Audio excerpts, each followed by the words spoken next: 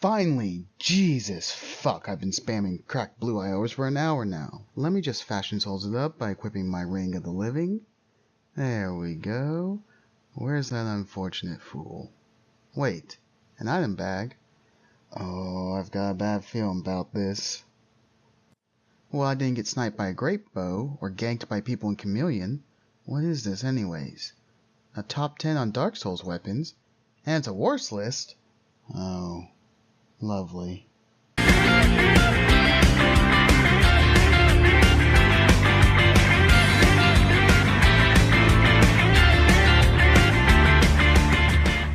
Hey there, Gregor Eblan back with another commentary. This time I'm looking at InfernoPlus, a content creator who specializes in Dark Souls content.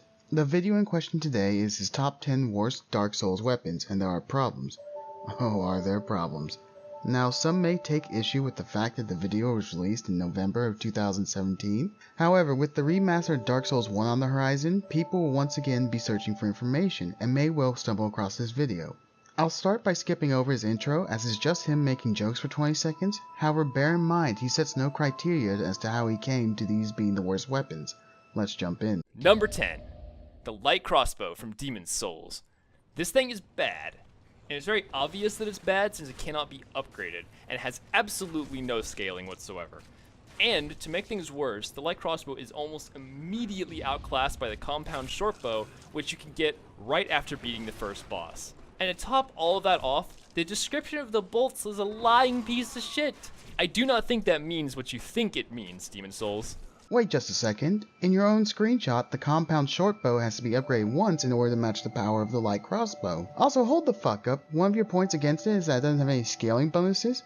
Do you even Dark Souls, brother? None of the crossbows throughout the series have scaling bonuses, except the Gargoyle crossbow in Demon's Souls, which has a scaling bonus in Magic, and both the Sanctum crossbow and Sanctum repeating crossbow in Dark Souls 2, which have a scaling bonus in Dark, which is based off faith and intelligence.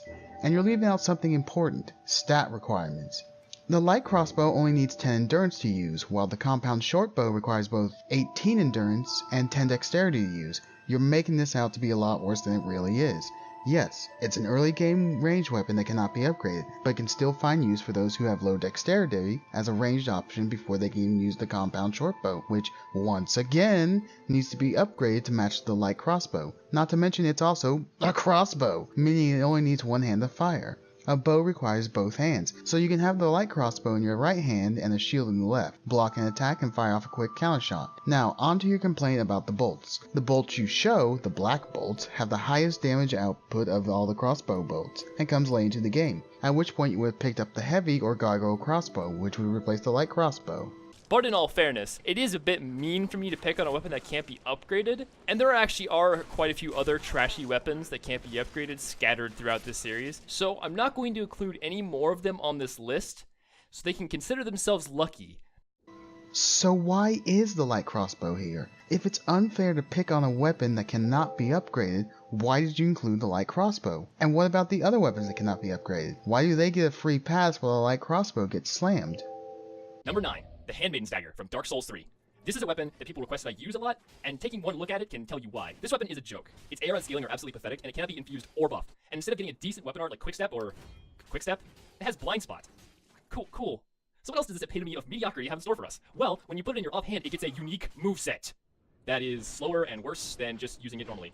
And as a coup de grace for this weapon, it has a passive effect where if you hit an enemy, you get back 1 whole fucking mana. I mean, you're not entirely wrong. It's a pretty low tier dagger, but it's not entirely trash. Blind Spot is a useful weapon art against someone who is turtling harder than Havel the Rock, and it restores mana with each hit.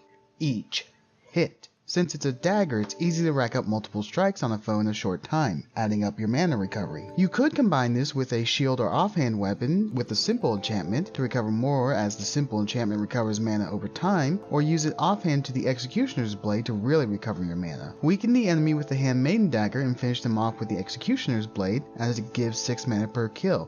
Oh, and when using it offhand, it recovers 2 mana per strike. Now, I can hear someone saying, Gregor, that's a super specific situation. Oh, I know. And trust me, it's going to be important later. For now, we'll be skipping his section on the soldering iron as, well, yeah, it's a fucking liar. It sets the Estus recovery upgrade level to +0, but it doesn't outright block it like a Lloyd's Talisman would. We're also going to be skipping past his Hammer of Vamos section from Dark Souls 1 section as, yeah, it's pretty terrible. Any of the other blacksmith hammers would be better, but those fashion souls. Holy shit! Is this too easy for you? Number 6. The Storm Ruler from Dark Souls 3. Nope, fuck you and your prequel memes. I could go on about how this weapon is the worst thing ever all fucking day, but just to keep it short and simple, the version of the Storm Ruler in Demon Souls is incredible. It's fun, it's awesome, it's unique, it's great, awesome. The Dark Souls 3 version just ruins everything about it, and it's bad, and it's stupid, and it should go away because I don't like it. And that's all. What the fuck? It's bad, it's stupid, I don't like it, that's all? Are you 6? Wait, what's this?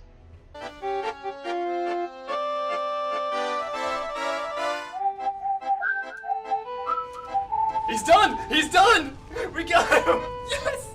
Dragonfire! Oh, perhaps you are.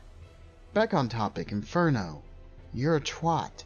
Objectively, the Dark Souls 3 version is better. It can be upgraded, it has scaling, two of the things you condemned the light crossbow for, and which its Demon Souls version did not have, and it has no requirements for use. It scales with strength and dexterity, but anyone can use it. Are you a cleric or sorcerer with little to no strength or dexterity investment? Are you a crazy person doing a soul level 1 run? Well, just pick up this bad boy and you have a great sword you can swing around like William Wallace. Just because it doesn't knock people down to the ground with each strike and does minimal damage, seriously, your own PvP footage shows you doing 30 to 50 damage, doesn't make it the worst weapon ever. You're just a cunt. Also, before we continue, can I take a moment and talk about your lack of explanation? You basically expect everyone to know about the Demon Soul incarnation of the Storm Ruler, and how it's different from the Dark Souls 3 version, and that cannot be further from the truth. Demon Souls has sold 1.7 million copies worldwide, while Dark Souls 3 has sold 3 million. That means there's a very good chance that someone watching this video would have no idea about the differences because they didn't play Demon Souls. And with Namco Bandai shutting down the servers for Demon Souls at the end of February this year, there's little incentive to go back and play it. You're the presenter, InfernoPlus. Present your case. I had to go to another video of yours and to the wiki to figure out what the fuck you were going on about. Don't make your audience do the legwork. I'll be skipping his entry on the Needle of Eternal Agony from Demon Souls, as once again it is a liar, it doesn't drain souls, that would be dickish even by Dark Souls standards. However, I do want you to keep in mind that two of the weapons I just skipped, the Soldering Iron and the Needle of Eternal Agony, he got onto for lying. This is going to be important later. Holy shit! Is this too easy for you? Number 4. The Dancer's Enchanted Swords from Dark Souls 3. Are you a fan of split damage? Do you like weapons that scale with 4 different stats? Well, these 2 swords are the perfect trash fire for you. I think most people are already aware of how bad this weapon is, as a lot of people have made it thinking it looked cool, and then realized it was absolutely unusable. And it's even been buffed a few times, but it's still terrible. The sad part is that it actually is really interesting. It's got a cool moveset, it looks nice, but unfortunately even with 30-30, 40-40 in stats, it is still weaker than a raw falchion with a bundle on it. How? How did they mess this up so bad? Alright, but what if you're facing a turtling player? The current meta of Dark Souls 3 is straight sword and shield. If someone is hunkering down behind a shield that blocks all physical damage, the fire and magic damage of the Dancer's swords can still chip down their health, and force them to either fight, which opens them up to the physical damage of the weapons, or continue to turtle and be chipped to death by the damage getting through. Also, the weapon art can be useful in breaking through an enemy's stamina to knock their shield away and open them up to the full damage of the weapon. There I go again, giving an example where this weapon might be useful. Oh, we're getting there. Trust me. Number 3. The Sorcerer's Twinblade from Dark Souls 2. Oh boy, where do you even start with this trash magnet? As a catalyst, the Sorcerer's Twinblade is pretty pathetic. It does about 30% less damage than the starting catalyst, and only gets marginally better when buffed with a resin or spell. It cannot cast hexes despite having dark damage on it, and to top it off, it has very demanding stats for some reason. Most sorcerers aren't going to invest much into strength or dexterity, so requiring large amounts of those is ridiculous. And what the fuck is that? Why does this have a faith requirement? It doesn't scale with faith at all! My only explanation for why this weapon is so god-awful is that maybe they originally intended it to cast 2 spells at once. A twin blade that twin cast spells, it would have actually been a really cool idea, made a really cool weapon, and it would have made sense why the weapon does so little damage because you get to cast 2 spells at once. But I don't know, I guess we'll never know. Oh, you just stepped into my territory, Chief. Dark Souls 2 is my passion. Let's start with those demanding stats. Most guides, such as the wiki and hell even the extra credits video on the subject, suggest that when you start as a sorcerer character you level up strength and dexterity to wield the fire longsword found in the Forest of Fallen Giants. You know, the first area you go to after reaching the hub. And what are the fire longsword's requirements? 10 strength and 9 dexterity. Adding 1 more strength isn't a big deal, and 20 dexterity isn't that demanding. I would give you this weapon is trash if it was found early in the game, but it isn't. It's in Elysium Lois, the Ivory Crown DLC area, which can only be accessed near the end of the game after you have A. defeated all 4 of the old Great Ones, or B. amassed 1 million souls, meaning you'll have a ton of levels. Not to mention the soul vessels that allow you to respec. Also, you're leaving out something important. Something Dark Souls 2 has that no other game in the series does. Power stancing! Unlike other twin blades which give really awkward overhead smash attacks, power stancing the sorcerer's twin blade in your right hand makes it so your L2 becomes a spinning 4-hit attack. A move only shared when power stancing the warped sword. Since the warped sword cannot be power stanced with twin blades, this opens up a very diverse move pool to someone who's using 2 twin blades. Combine the sorcerer's twin blade with the curved twin blade, and you have an attack that does physical and magical damage while also building up bleeding, while also having the option to throw out sorceries. Utilize either of the twin blade's one-handed attacks or two-handed sorcerer's twin blade for different moves. It has its uses. Just because it's not a powerful weapon doesn't mean it's a terrible one. Number 2. The Cleric's Candlestick from Dark Souls 3. I'm sure most of you knew this weapon was going to be on here somewhere. This beacon of disappointment shines bright in the darkness with its incredibly useful weapon art and expectation-shattering AR, but where it really shines is in the magic department. Unlike the Sorcerer's Twin Blade, which can be buffed to improve its magic adjust and AR, this thing is unbuffable and uninfusable. Then, just as you think, well, maybe I can make a build around this. Maybe it's not that bad. Maybe it's still a little bit usable. You remember what game this is? Dark Souls 3. Mages get out. Okay, Inferno, buddy, I don't disagree with you. The weapon is trash, but your explanation is just as garbage. You could have gone so much more into detail as why this weapon sucks. How about the fact that the Scholar's Candlestick is so much better? The Scholar's Candlestick has the same weapon art, can cast sorceries, is a dagger, it's lighter, and has a passive buff of strengthening sorceries by 12.5% while equipped in either hand, and this can be stacked with the sorcery buffing rings. And would you look at the time, it's later. You've gotten onto 2 weapons for lying. Why not this one as well? The Cleric's Candlestick. The name itself is a lie. Throughout the entire Souls series, Cleric implies someone who can cast miracles, and given this weapon is called the Cleric's Candlestick and has a faith requirement, which yes, the Scholar's Candlestick has as well, but not an intelligence one, everything points to that it should cast miracles instead of sorceries. Oh, and before someone goes Vati Vidya on me and tries to give a lore explanation of, Well, the Deacons of the Deep are both religiously using sorcerers.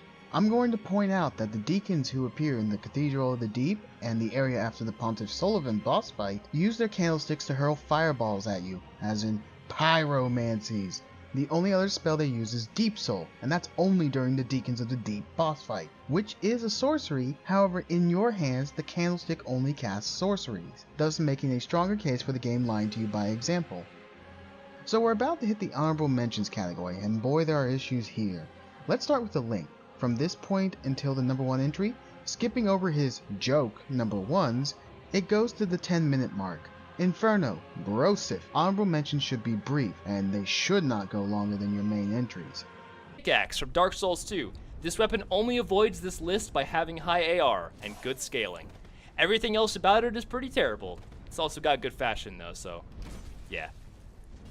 See, I would argue this should be on the list. It's the shortest of the Great Hammer class, it has thrust damage, but it can't take advantage of the old Leo Ring's counter damage buff, and how you get it? Holy fuck!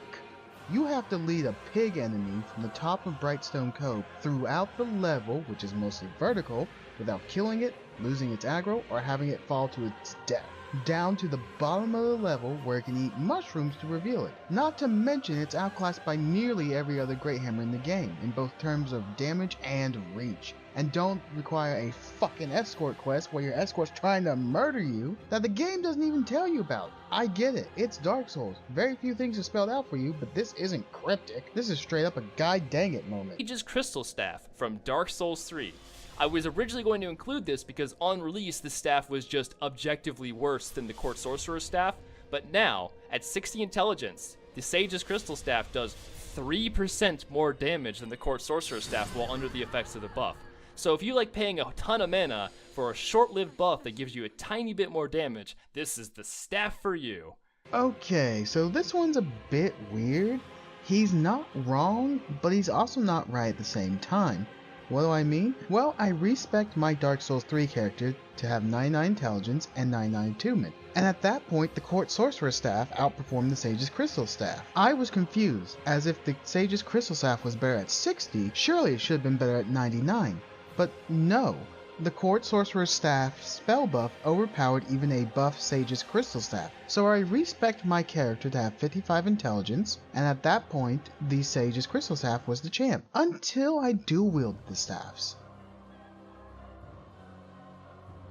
Yeah, if you use the weapon art of the Sage's Crystal Staff, it will buff all sorceries, as its weapon art is different from other staffs. It powers sorceries up by 40% instead of the usual 12.5%, meaning under the effect of the Sage's Crystal Staff weapon art, the Court Sorcerer's Staff outperforms it, even at 55 to 60 intelligence. Also, I had to run through Journey 5 as a Glass Cannon Sorcerer build to get a fresh set of respec, so fuck you very much for that.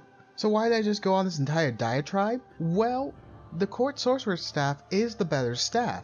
However, the Sage's Crystal Staff is not useless. Even if it's not by his own admission, it can still be used to power up any staff and give more damage, thus granting it a utility that I believe InfernoPlus overlooked. Now, if you were looking to add a catalyst to the list, why not Olenford's staff from Dark Souls 2?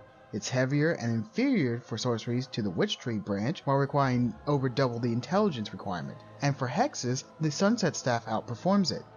The whip from Dark Souls 1. This is a bad weapon that pretty much everyone knows about. Everyone's given it a shot at some point and tried to use it, but it's not fun. It's just not a fun weapon to use. And it only misses this list by having comparable AR to other weapons of the same type, such as a scimitar, or I actually only checked against a scimitar, but that's like good enough. But yes, it is bad. It's just not bad enough to compare to some of this other trash I put on the list.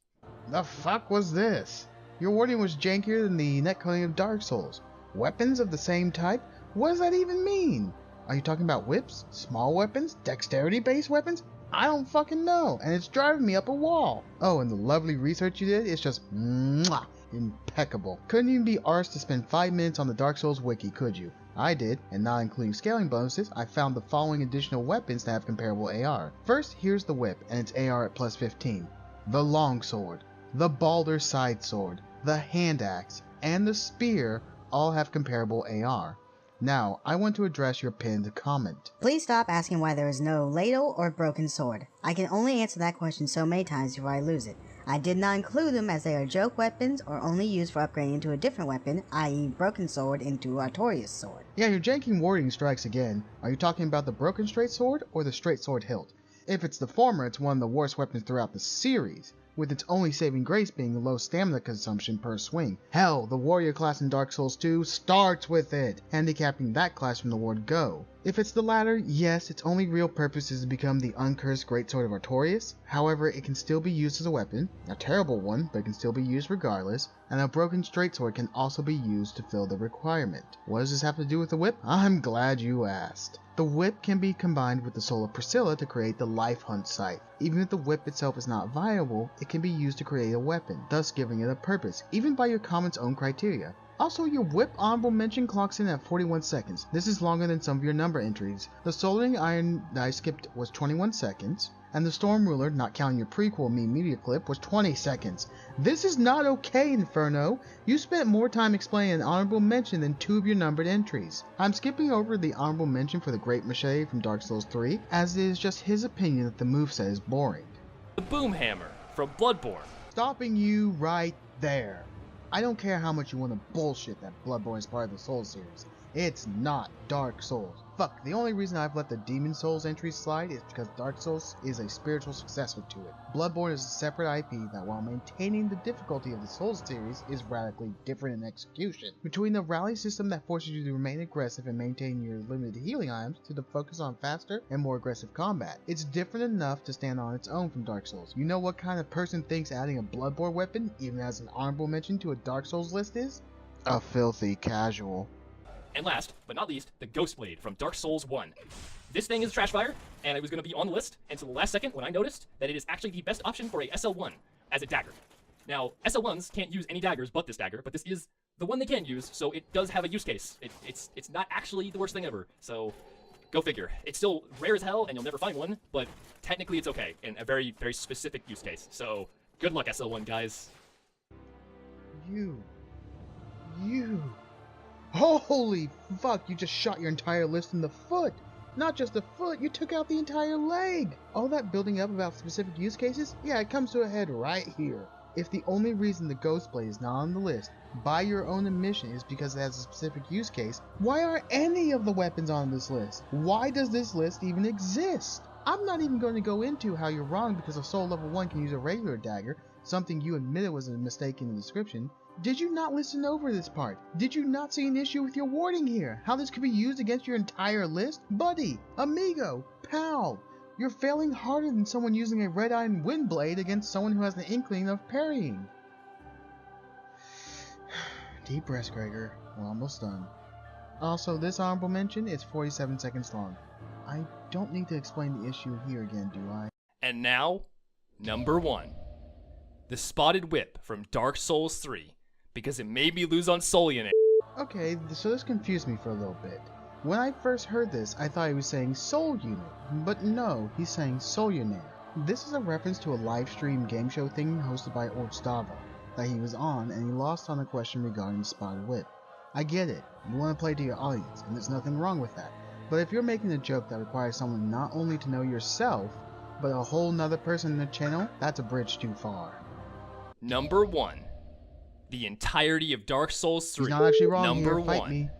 The Sniper Crossbow from Dark Souls 1. I like symmetry. We started with an abysmal crossbow, and we ended with an even more dreadful crossbow. I kind of get the feeling that Miyazaki hates crossbows, because the only game they were ever good in was Dark Souls 2. But we're getting off topic here. We have something awful to talk about. The Sniper Crossbow. Holy shit, this thing is bad. And I can't even really explain to you guys how truly atrocious it is, so here's a demonstration.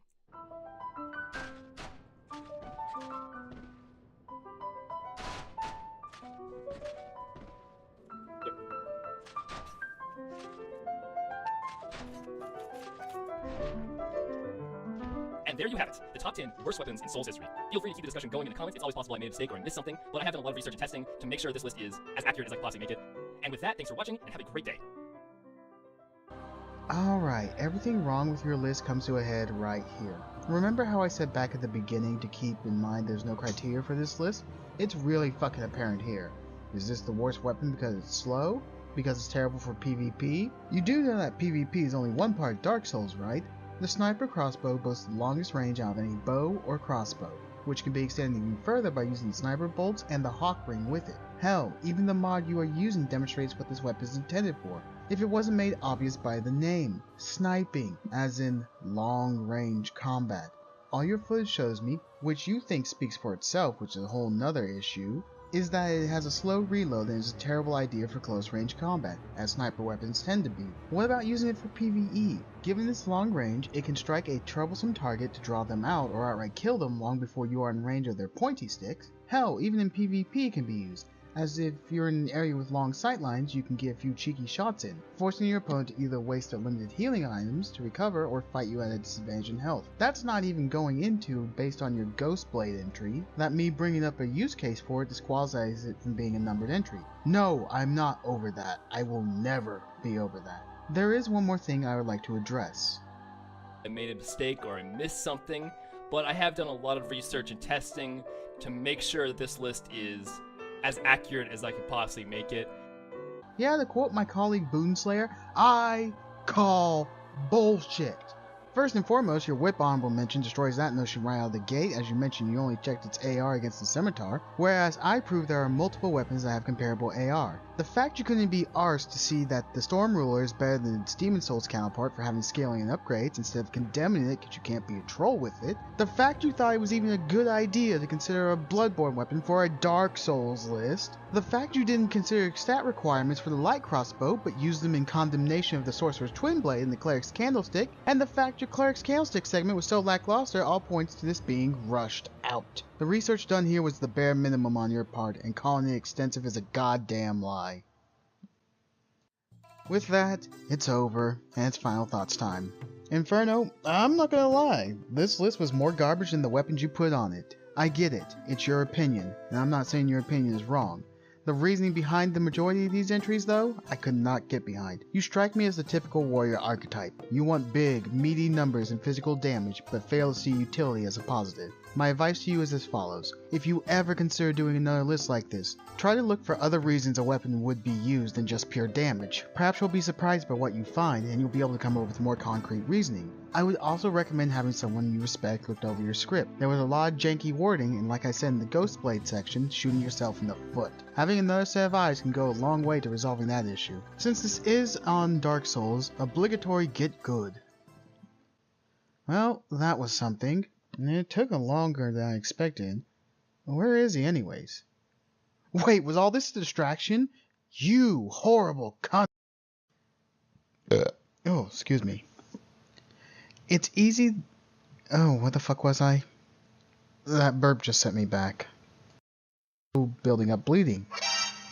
I've been discovered. You know that PvP is only one part of Dark Souls, right?